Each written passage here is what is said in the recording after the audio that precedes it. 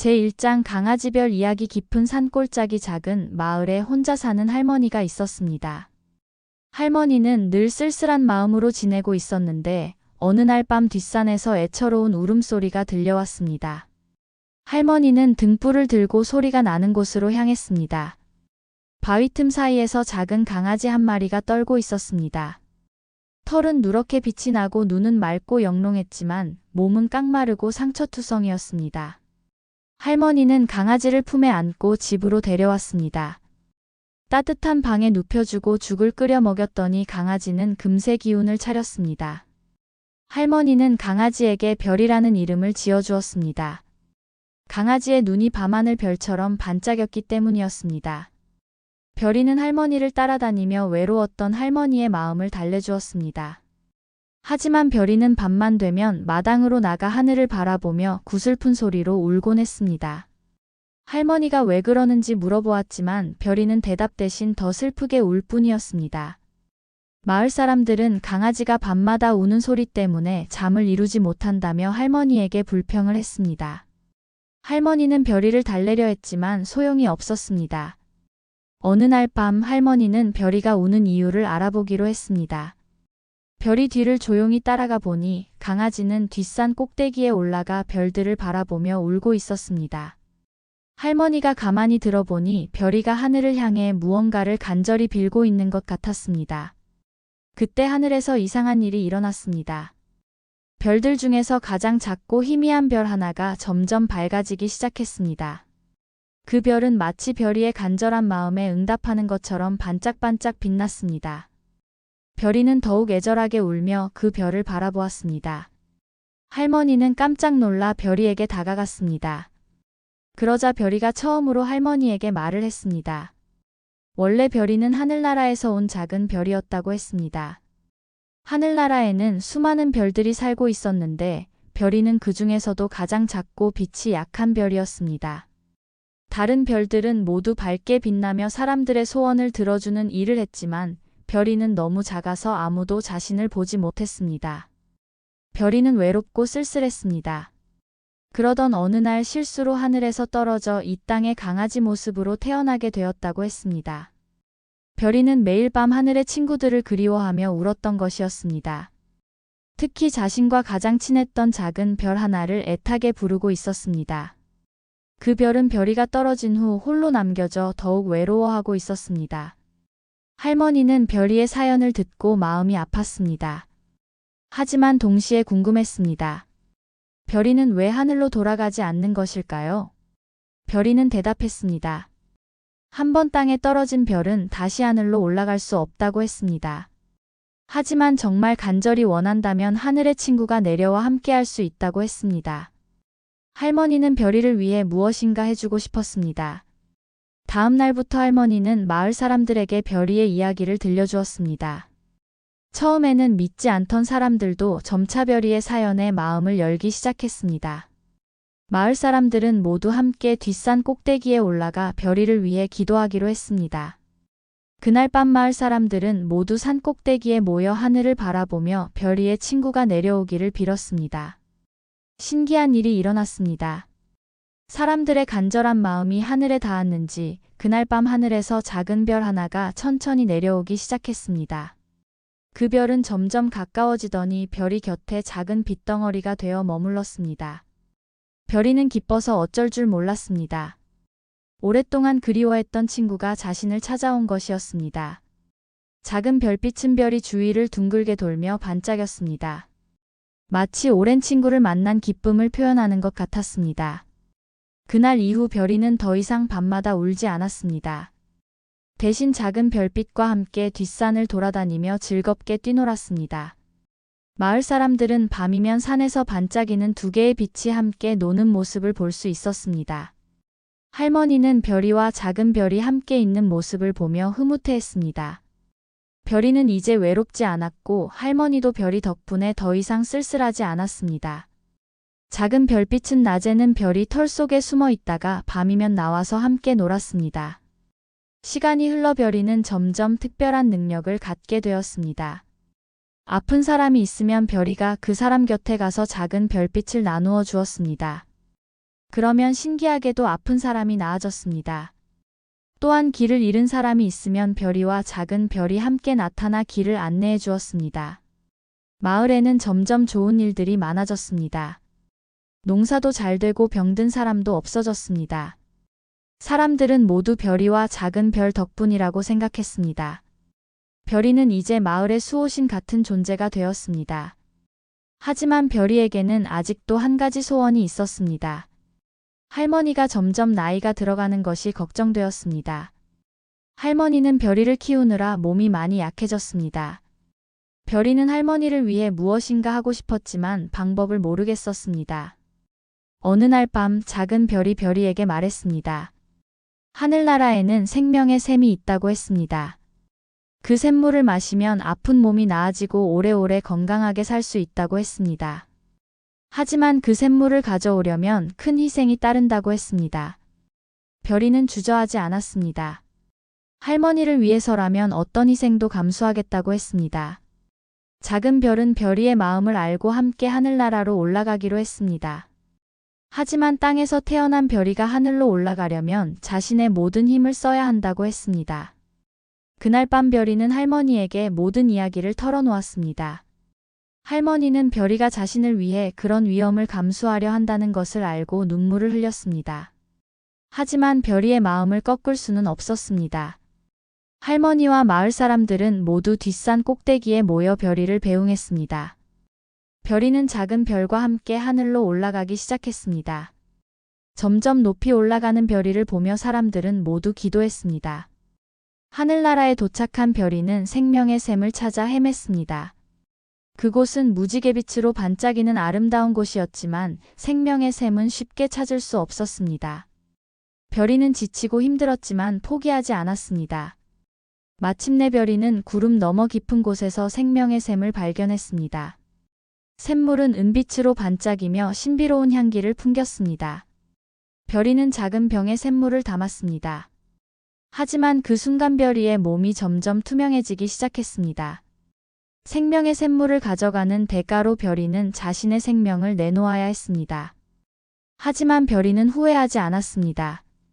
사랑하는 할머니를 위해서라면 기꺼이 희생할 수 있었습니다. 작은 별이 별이를 도왔습니다. 둘이 힘을 합쳐 샘물을 들고 땅으로 내려왔습니다. 별이의 몸은 거의 사라져가고 있었지만 마지막 힘을 다해 할머니에게 샘물을 전해주었습니다.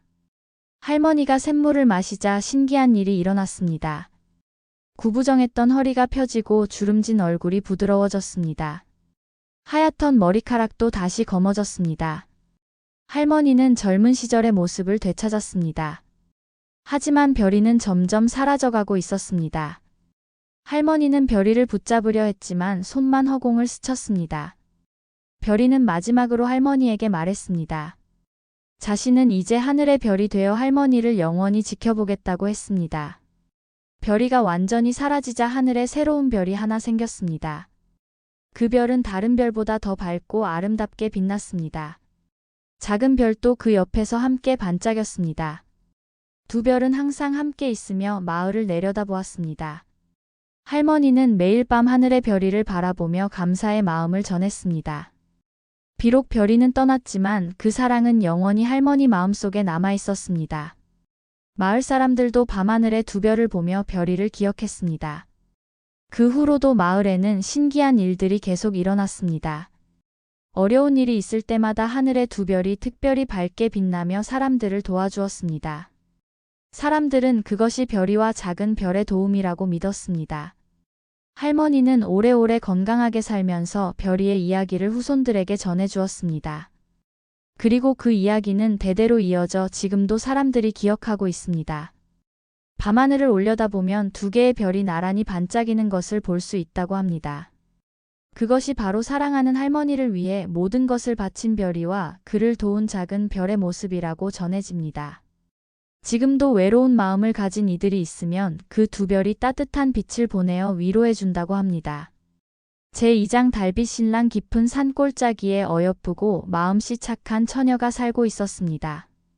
이름은 월화라고 했는데 달처럼 하얀 피부와 꽃처럼 아름다운 얼굴을 가진 처녀였습니다. 월화는 홀어머니와 단둘이 살면서 바치를 하고 바느질을 하여 근근히 살아가고 있었습니다. 월화의 어머니는 딸의 혼사를 걱정하고 있었습니다. 월화가 20살이 넘었는데도 변변한 혼처를 찾지 못하고 있었기 때문이었습니다.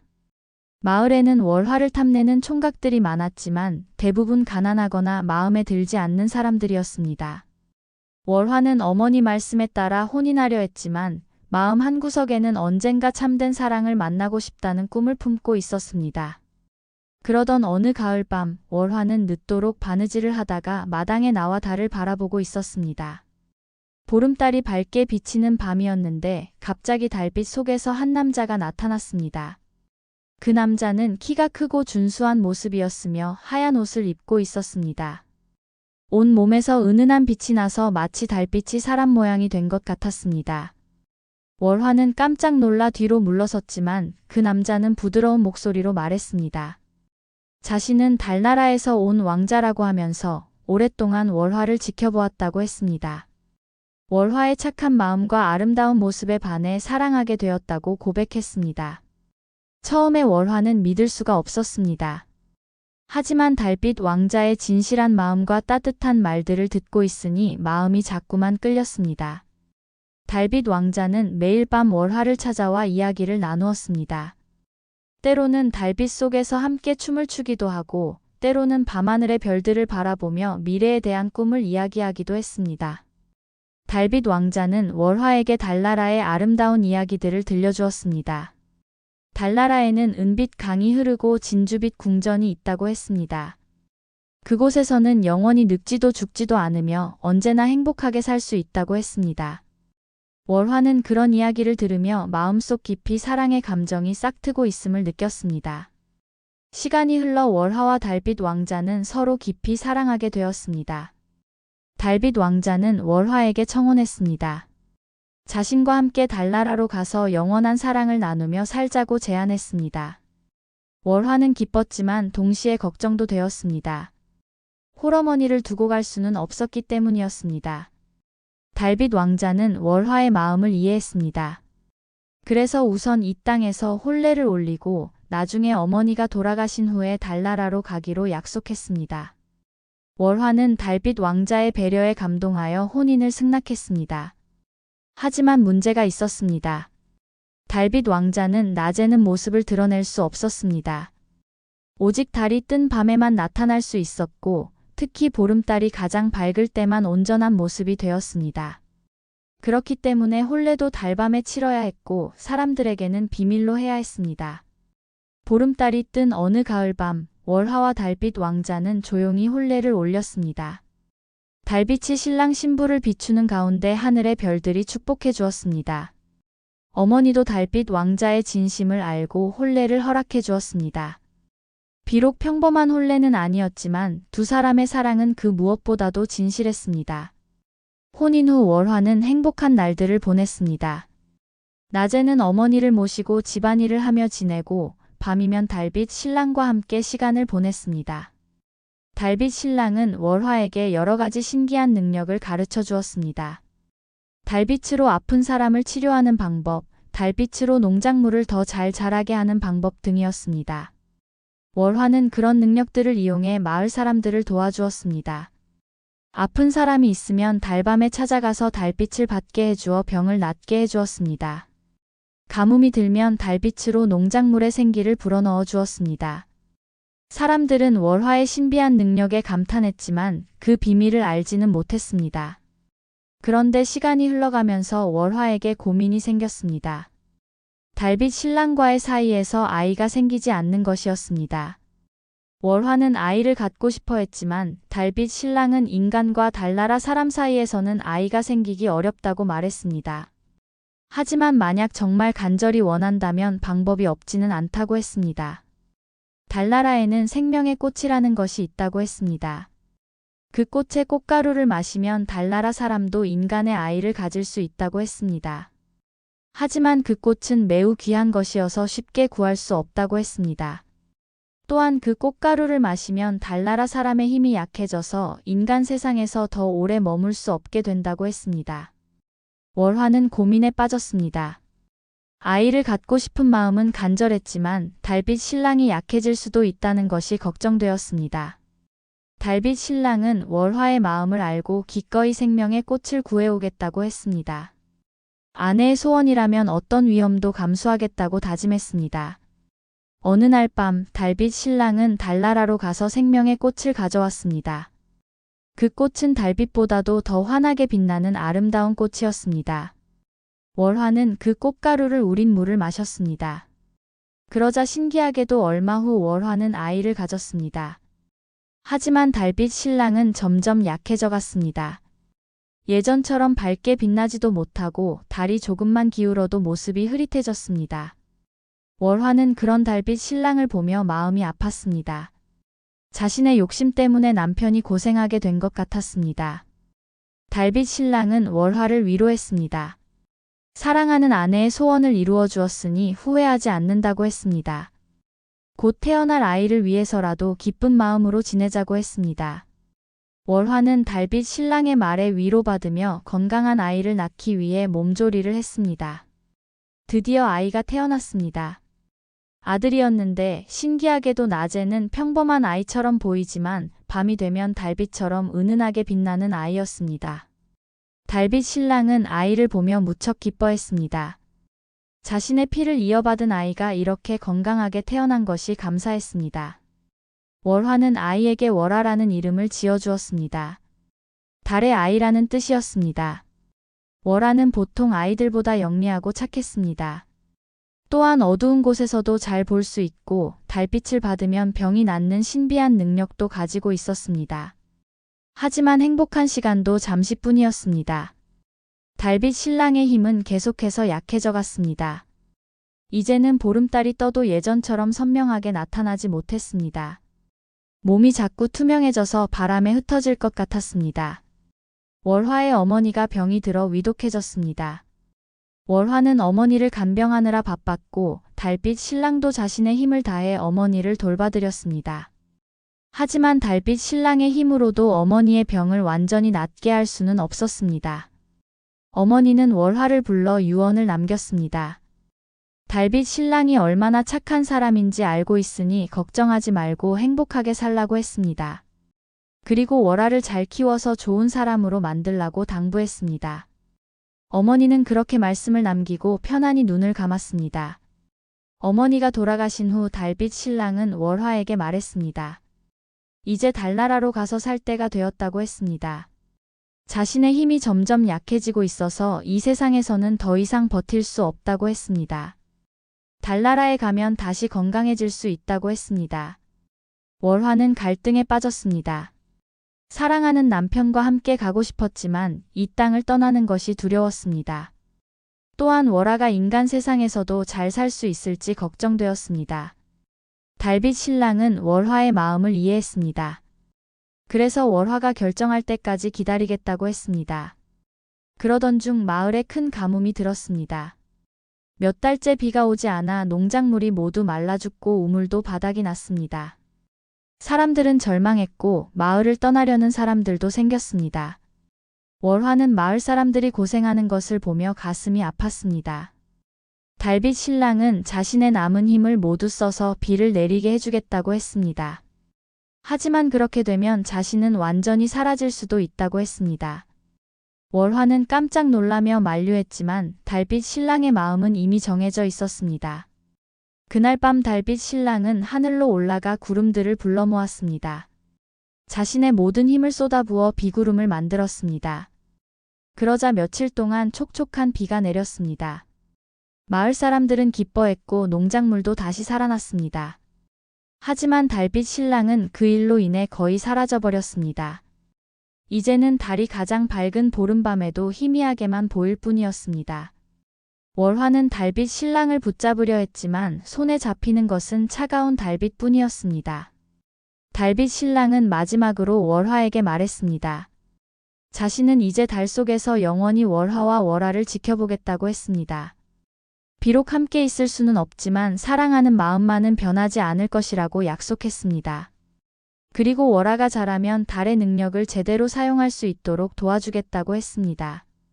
월화는 눈물을 흘리며 달빛 신랑을 배웅했습니다. 달빛 신랑은 점점 희미해지더니 결국 달빛 속으로 사라져버렸습니다. 하지만 그날 밤부터 달은 전보다 더 밝고 아름답게 빛났습니다. 마치 달빛 신랑이 그 안에서 월화를 바라보고 있는 것 같았습니다. 월화는 혼자서 월화를 키우며 살아갔습니다.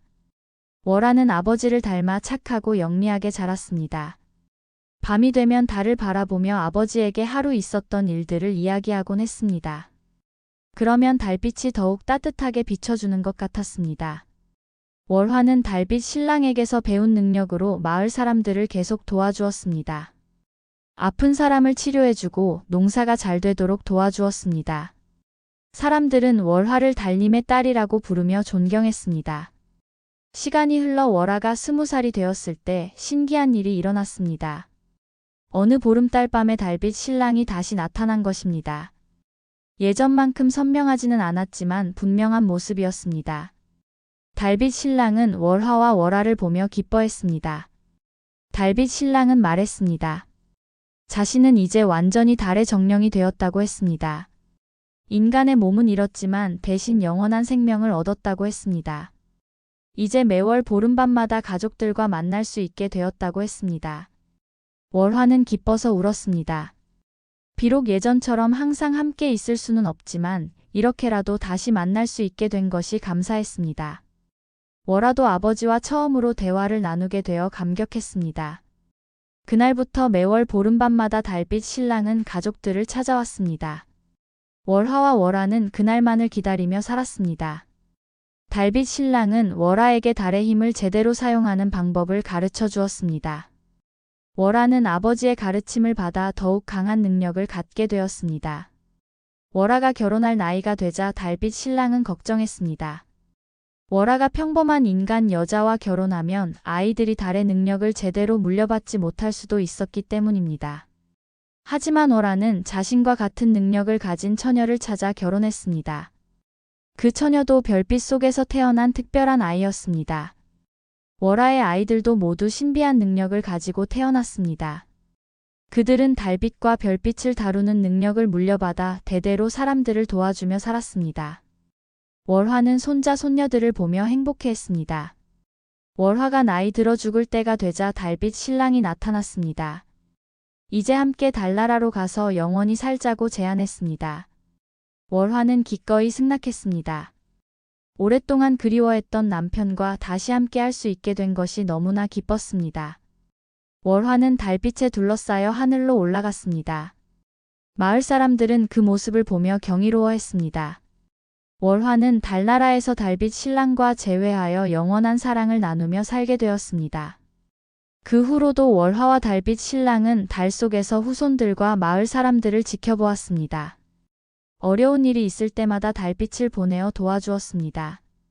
사람들은 밤하늘의 달을 보며 월화와 달빛 신랑의 사랑 이야기를 기억했습니다. 지금도 보름달이 유난히 밝은 밤이면 달 속에서 행복하게 춤추는 두 사람의 그림자를 볼 수 있다고 전해집니다. 그것이 바로 진실한 사랑으로 모든 어려움을 이겨낸 월화와 달빛 신랑의 모습이라고 합니다. 그들의 사랑은 죽음마저 뛰어넘어 영원히 계속되고 있습니다. 제3장 황소의 별불 깊은 산골 마을에 가난한 농부 가족이 살고 있었습니다. 아버지는 일찍 돌아가시고 어머니와 12살 된 아들 복돌이만 남아 있었습니다. 어머니는 몸이 약해 제대로 일을 할 수 없었고 복돌이는 어린 나이에도 불구하고 집안의 기둥이 되어야 했습니다. 복돌이네 집에는 늙은 황소 한 마리가 있었습니다. 황소의 이름은 별이라고 했는데 복돌이 아버지가 살아계실 때부터 함께 농사를 지어온 소였습니다. 별이는 이미 나이가 많아서 예전처럼 힘이 세지는 않았지만 여전히 복돌이네 가족에게는 소중한 재산이었습니다. 그런데 별이에게는 다른 소들과 다른 특별한 점이 있었습니다. 밤이 되면 별이의 뿔이 은은하게 빛이 났습니다. 처음에는 복돌이만 그 빛을 보았는데 시간이 지나면서 어머니도 그 신비한 빛을 보게 되었습니다. 특히 별이 많은 밤에는 뿔이 더욱 밝게 반짝였습니다. 복돌이는 별이를 무척 아꼈습니다. 자신이 먹을 것이 부족해도 별이에게는 꼴을 충분히 주려고 했습니다. 별이도 복돌이를 형제처럼 따랐습니다. 복돌이가 슬플 때면 별이는 커다란 머리를 복돌이 어깨에 기대어 위로해주곤 했습니다. 어느 해 여름 마을에 큰 가뭄이 들었습니다. 몇 달째 비가 오지 않아 논밭이 모두 바싹 말라버렸습니다. 복돌이네 집의 작은 밭도 예외는 아니었습니다. 겨우 심어놓은 콩과 옥수수가 모두 시들어가고 있었습니다. 이대로 가면 가을에 거둘 것이 아무것도 없게 될 판이었습니다. 복돌이는 매일 밤 별이와 함께 밭을 지켜보며 걱정했습니다. 그러던 어느 날 밤 신기한 일이 일어났습니다. 별이의 뿔에서 나오는 빛이 점점 강해지더니 마침내 별빛처럼 환하게 빛났습니다. 그 빛이 시든 농작물들을 비추자 놀라운 일이 벌어졌습니다. 시들어 죽어가던 콩잎이 싱싱하게 살아났습니다. 바싹 마른 옥수수 줄기에서도 새순이 돋아났습니다. 복돌이는 눈을 비비며 다시 보았지만 분명한 현실이었습니다.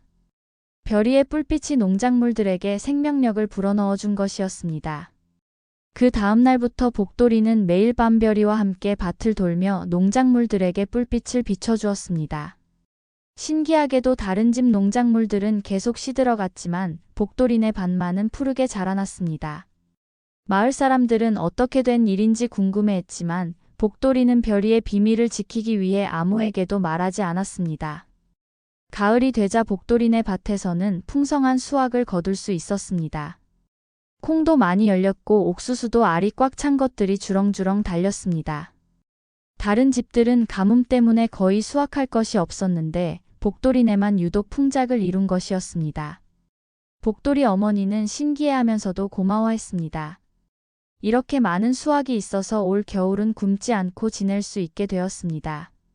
복돌이는 모든 것이 별이 덕분이라는 것을 알고 있었지만 어머니에게는 하늘이 도와주신 것 같다고만 말했습니다. 그런데 마을에는 복돌이네를 시기하는 사람들이 있었습니다. 특히 부자 김씨는 자신의 넓은 밭에서도 제대로 수확하지 못했는데 가난한 복돌이네가 풍작을 이룬 것이 못마땅했습니다. 김씨는 복돌이네가 분명히 무슨 비밀이 있을 것이라고 생각했습니다. 김씨는 복돌이를 불러 농사를 잘 지은 비결을 알려달라고 했습니다.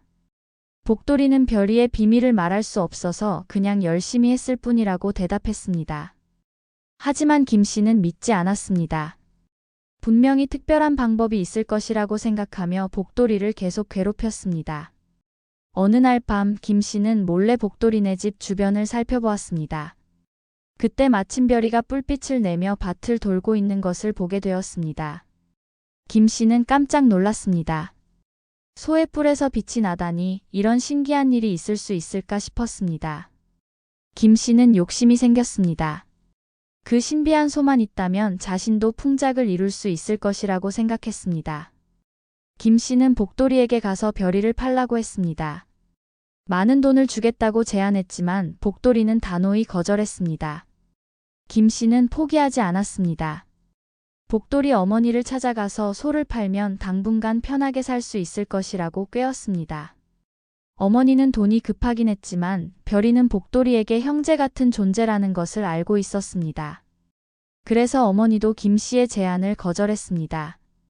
화가 난 김씨는 마을 사람들에게 복돌이네 소가 괴물이라고 소문을 퍼뜨렸습니다.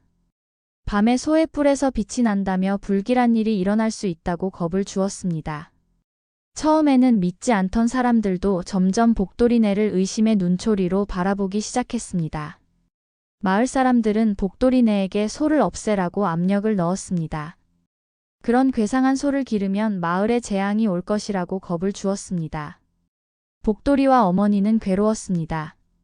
별이는 그들에게 은혜를 베푼 고마운 존재인데 사람들은 그것을 이해하지 못했습니다. 복돌이는 별이에게 미안한 마음이 들었습니다. 자신 때문에 별이가 괴물 취급을 받는 것이 안타까웠습니다.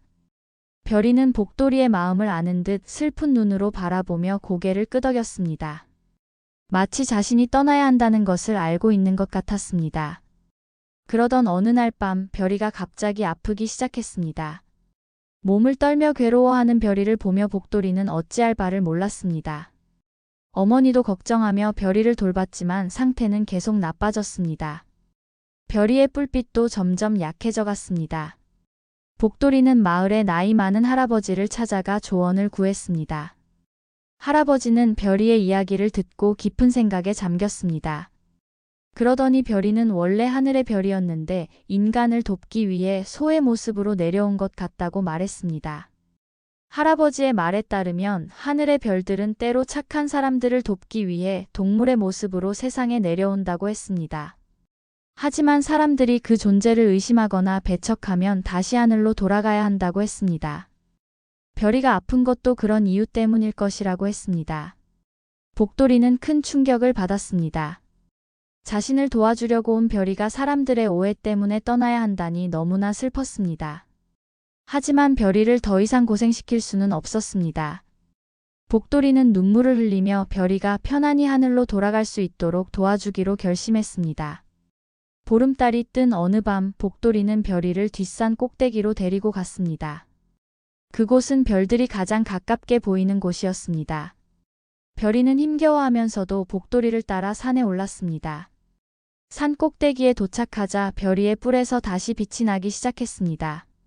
하늘의 별들이 별이에게 반응하는 듯 더욱 밝게 반짝였습니다. 별이는 복돌이를 바라보며 마지막 인사를 하는 것 같았습니다. 복돌이는 울면서 별이에게 고마웠다고 말했습니다. 그리고 하늘에서도 행복하게 지내라고 당부했습니다. 그때 하늘에서 눈부신 빛이 내려와 별이를 감쌌습니다. 별이의 몸이 점점 투명해지더니 빛이 되어 하늘로 올라갔습니다. 복돌이는 별이가 사라지는 모습을 끝까지 지켜보았습니다. 하늘에 새로운 별 하나가 생겼고 그 별은 다른 별들보다 더 밝게 빛났습니다. 복돌이가 집으로 돌아오니 마당에 뭔가 반짝이는 것이 있었습니다. 가까이 가보니 별이의 뿔처럼 생긴 투명한 보석 2개였습니다. 그것은 별이가 복돌이에게 남긴 마지막 선물이었습니다. 보석은 밤이 되면 은은한 빛을 내며 주변을 밝혀주었습니다. 복돌이는 그 보석들을 소중히 간직했습니다. 어려운 일이 있을 때마다 보석을 꺼내어 빛을 비춰보면 마음이 평안해졌습니다. 또한 그 빛은 아픈 사람을 치료하는 능력도 있었습니다. 복돌이는 그 능력을 이용해 마을 사람들을 도와주기 시작했습니다. 처음에는 복돌이를 의심하던 마을 사람들도 점점 마음을 열었습니다. 복돌이가 아픈 사람들을 치료해주고 어려운 사람들을 도와주는 것을 보며 감사해했습니다. 특히 별이를 괴물이라고 했던 김씨도 나중에는 자신의 잘못을 뉘우치고 복돌이에게 사과했습니다. 복돌이는 별이의 보석으로 사람들을 도우면서도 농사일을 게을리하지 않았습니다. 별이가 없어도 열심히 밭을 갈고 씨를 뿌렸습니다. 신기하게도 복돌이가 정성껏 지은 농사는 여전히 잘 되었습니다. 별이가 하늘에서 도와주는 것 같았습니다. 시간이 흘러 복돌이는 청년이 되었습니다. 별이의 보석으로 많은 사람들을 도우면서 마을에서 존경받는 사람이 되었습니다. 복돌이는 착한 처녀와 결혼하여 행복한 가정을 꾸렸습니다. 어머니도 건강해져서 손자 손녀들을 보며 즐겁게 지냈습니다. 복돌이의 아이들도 아버지를 닮아 착하고 성실하게 자랐습니다. 복돌이는 아이들에게 별이의 이야기를 들려주며 남을 도우는 마음의 소중함을 가르쳤습니다. 아이들은 아버지의 말을 듣고 별이의 은혜에 감사하며 자랐습니다. 복돌이가 나이가 들어 죽을 때가 되자 신기한 일이 일어났습니다. 하늘의 별이 평소보다 더 밝게 빛나며 복돌이를 부르는 것 같았습니다. 복돌이는 가족들에게 별이의 보석을 물려주며 계속 사람들을 도우라고 당부했습니다. 복돌이가 세상을 떠난 후 하늘에는 새로운 별이 하나 더 생겼습니다. 그 별은 먼저 올라간 별이와 나란히 빛나며 마을을 내려다보았습니다. 마을 사람들은 그것이 복돌이와 별이가 하늘에서 재회한 모습이라고 믿었습니다. 별이의 보석은 복돌이의 후손들에게 대대로 전해졌습니다. 그 보석을 물려받은 사람들은 모두 착한 마음을 가지고 어려운 사람들을 도우며 살았습니다. 보석의 빛은 세월이 흘러도 변하지 않았고 언제나 필요한 사람들에게 희망의 빛이 되어 주었습니다. 마을에서는 매년 가을 수확제 때마다 별이를 기리는 행사를 열었습니다. 사람들은 하늘의 2별을 바라보며 복돌이와 별이의 이야기를 기억했습니다. 그리고 서로 돕고 사는 것의 소중함을 다시 한번 깨달았습니다. 어느 해 큰 기근이 들었을 때 복돌이의 후손이 별이의 보석으로 마을을 구했습니다. 보석의 빛으로 시든 농작물들을 되살려 많은 사람들이 굶지 않고 지낼 수 있었습니다. 사람들은 별이의 은혜가 여전히 계속되고 있음을 느꼈습니다. 또 다른 해에는 전염병이 돌았는데 그때도 별이의 보석이 큰 도움이 되었습니다. 보석의 빛을 받은 사람들은 병이 낫거나 빨리 회복되었습니다. 마을 사람들은 별이가 여전히 자신들을 지키고 있다고 믿으며 감사해했습니다. 시간이 많이 흘러 세상이 바뀌어도 별이의 이야기는 계속 전해졌습니다. 사람들은 밤하늘의 두 별을 보며 진실한 우정과 희생의 의미를 생각했습니다. 별이와 복돌이의 이야기는 세대를 거쳐 많은 사람들에게 감동을 주었습니다. 어떤 사람들은 정말 어려운 일이 있을 때 별이에게 기도하기도 했습니다. 그러면 신기하게도 문제가 해결되거나 좋은 일이 생기곤 했습니다. 별이가 하늘에서 여전히 사람들을 돌보고 있는 것 같았습니다. 복돌이의 후손들은 지금도 그 마을에서 살고 있습니다. 그들은 여전히 별이의 보석을 소중히 간직하며 어려운 사람들을 도우고 있습니다. 보석의 빛은 예전만큼 밝지는 않지만 여전히 따뜻한 희망을 전해주고 있습니다. 마을의 아이들은 할머니, 할아버지들로부터 별이의 이야기를 들으며 자랍니다. 그리고 착한 마음을 가지고 남을 도우는 것이 얼마나 소중한지 배웁니다. 별이의 이야기는 이렇게 영원히 사람들의 마음속에 살아있을 것입니다.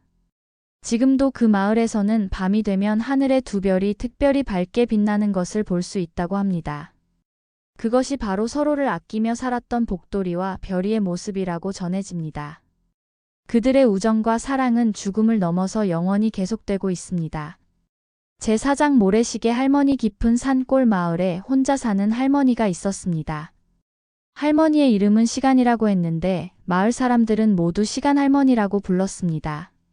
할머니는 작은 초가집에서 홀로 지내며 약초를 캐고 바느질을 해서 살아가고 있었습니다. 시간 할머니의 집에는 아주 특별한 물건이 하나 있었습니다.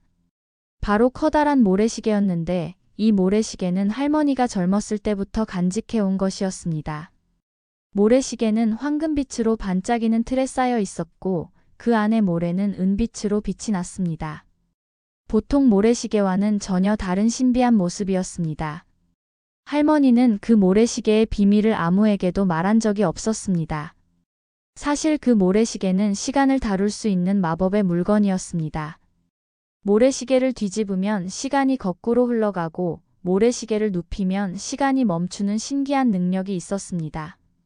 하지만 할머니는 그런 능력을 함부로 사용해서는 안 된다고 생각했습니다. 할머니가 어렸을 때의 일이었습니다. 깊은 산에서 길을 잃고 헤매던 할머니는 우연히 하늘에서 떨어진 별을 발견했습니다. 그 별은 작은 노인의 모습을 하고 있었는데 자신은 시간을 관장하는 하늘의 신이라고 했습니다.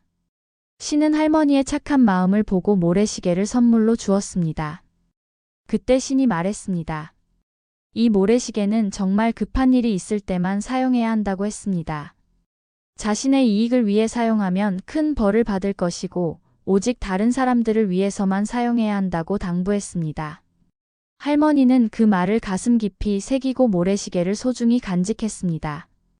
세월이 흘러 할머니는 나이가 들었지만 모래시계는 여전히 신비한 힘을 간직하고 있었습니다. 할머니는 평소에는 모래시계를 깊숙한 곳에 숨겨두고 절대 사용하지 않았습니다. 다만 가끔씩 꺼내어 닦아주면서 언젠가 꼭 필요한 때가 올 것이라고 생각했습니다. 마을 사람들은 시간 할머니를 무척 좋아했습니다. 할머니는 아픈 사람이 있으면 약초를 다려주었고 어려운 일이 있으면 지혜로운 조언을 해주었습니다. 또한 아이들에게는 재미있는 옛날 이야기를 들려주어 모든 사람들의 사랑을 받았습니다. 특히 마을의 어린아이들은 시간 할머니를 할머니라고 부르며 따랐습니다. 할머니 집에 놀러가면 맛있는 떡도 주고 신기한 이야기도 많이 들려주었기 때문입니다. 할머니도 아이들을 친손자처럼 아꼈습니다. 그런데 어느 해 봄, 마을에 큰 위기가 닥쳤습니다. 산 위에 있던 큰 댐이 무너질 위험에 처한 것입니다. 오랫동안 관리를 제대로 하지 못해 댐에 금이 가기 시작했고 비가 많이 오면 언제든 무너질 수 있는 상황이었습니다. 만약 댐이 무너지면 엄청난 양의 물이 한꺼번에 마을로 밀려들어올 것이었습니다.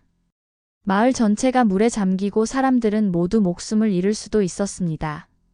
마을 사람들은 크게 걱정했지만 댐을 고칠 돈도 없고 다른 곳으로 이사갈 형편도 되지 않았습니다.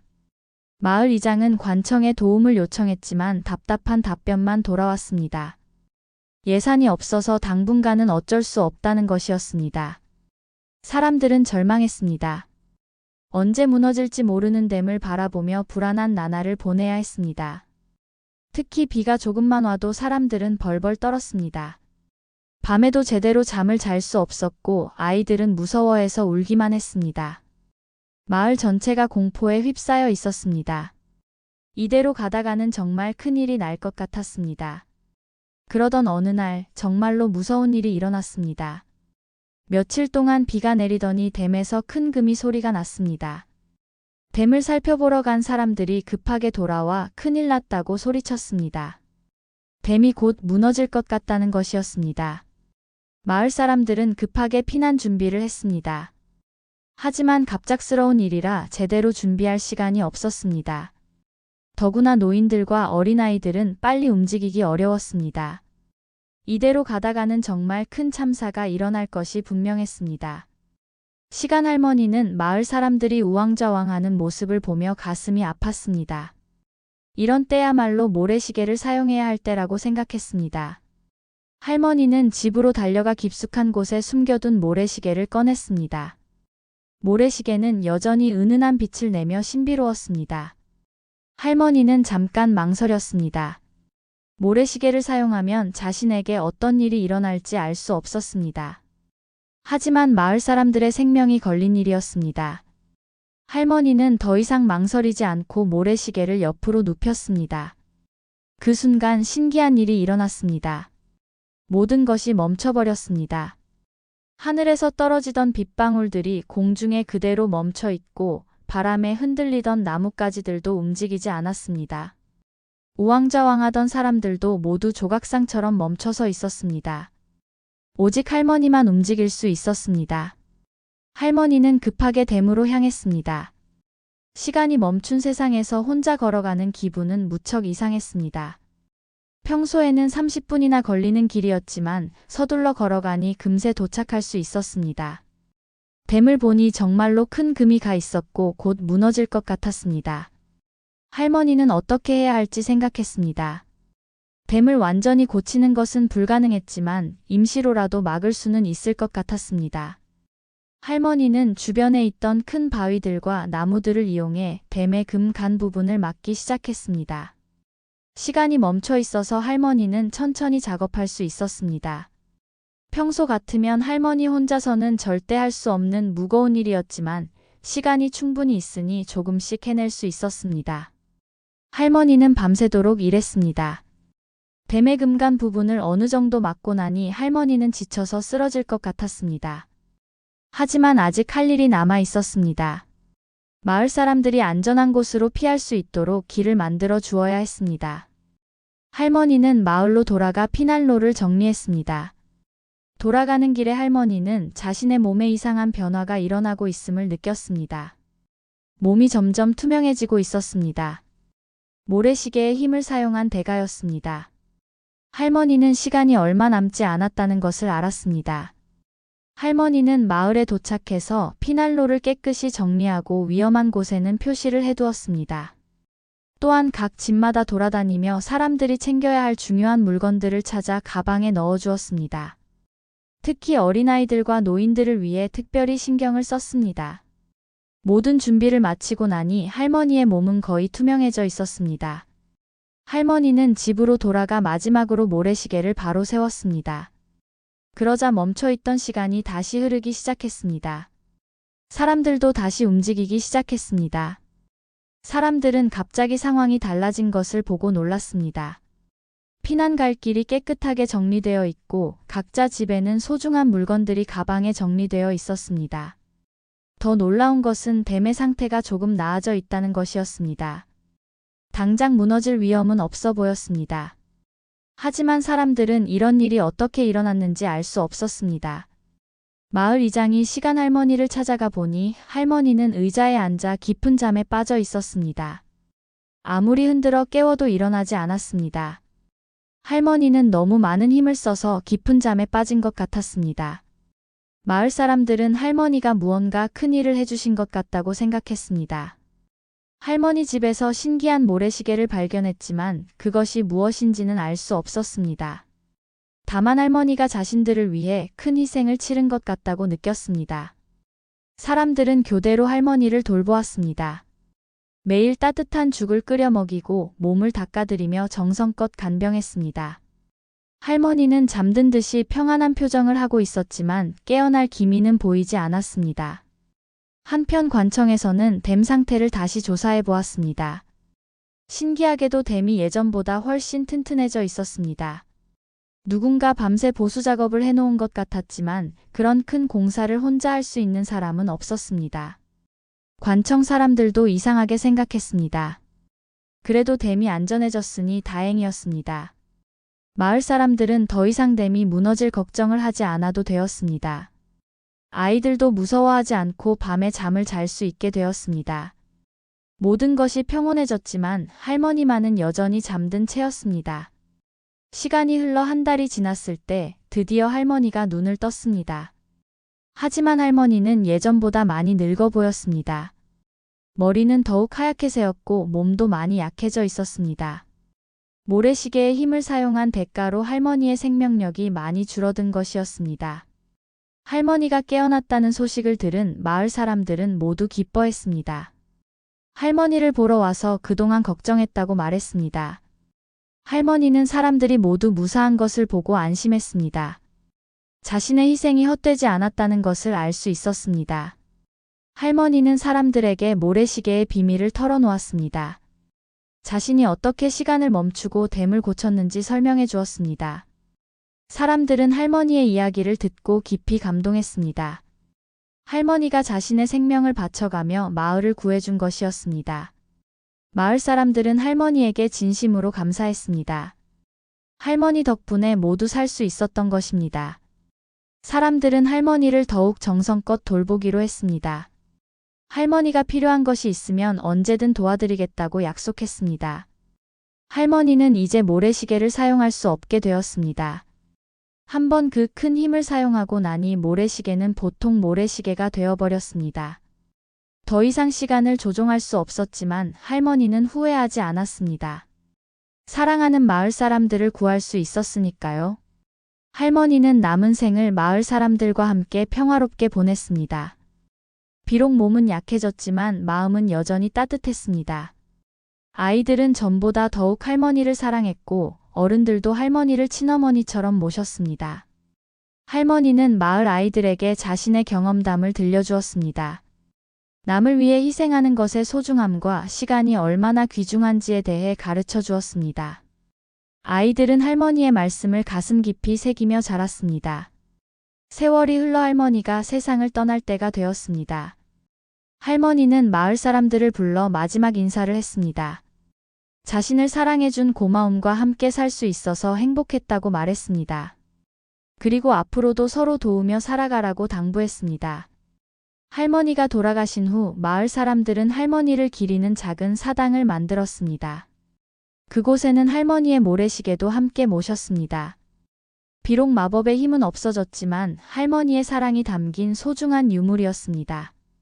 매년 할머니가 댐을 고쳐주신 날에는 마을 전체가 감사제를 지냈습니다. 사람들은 할머니의 희생을 기억하며 서로에게 더욱 친절하게 대했습니다. 할머니의 정신이 마을 사람들의 마음속에 살아있는 것이었습니다. 할머니가 돌아가신 지 몇 년 후 마을에 새로운 위기가 닥쳤습니다. 큰 산불이 일어나 마을로 번져올 위험이 있었습니다. 하지만 이번에는 마을 사람들이 모두 힘을 합쳤습니다. 할머니에게서 배운 희생정신으로 서로 도우며 산불을 막아냈습니다. 그때 사람들은 깨달았습니다. 할머니가 남겨준 가장 큰 선물은 모래시계가 아니라 서로 사랑하고 도우며 사는 마음이었다는 것을 말입니다. 할머니의 희생은 마을 사람들의 마음을 하나로 뭉치게 해주었습니다.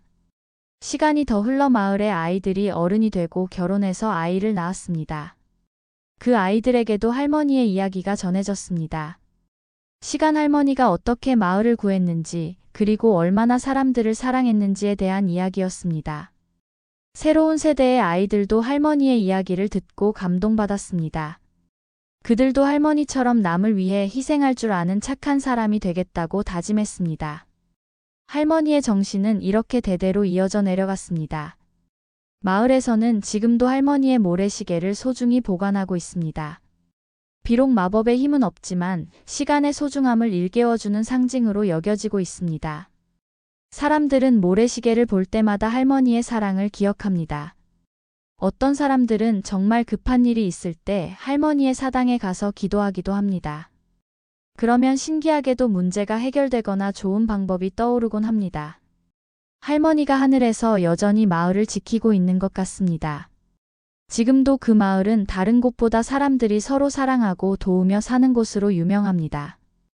어려운 일이 있으면 모두가 나서서 도와주고 기쁜 일이 있으면 함께 기뻐합니다. 이 모든 것이 시간 할머니가 남겨준 사랑의 유산입니다. 시간 할머니의 이야기는 이렇게 영원히 사람들의 마음속에 살아있을 것입니다.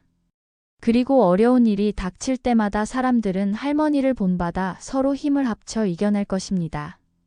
할머니의 희생과 사랑은 결코 잊혀지지 않을 것입니다.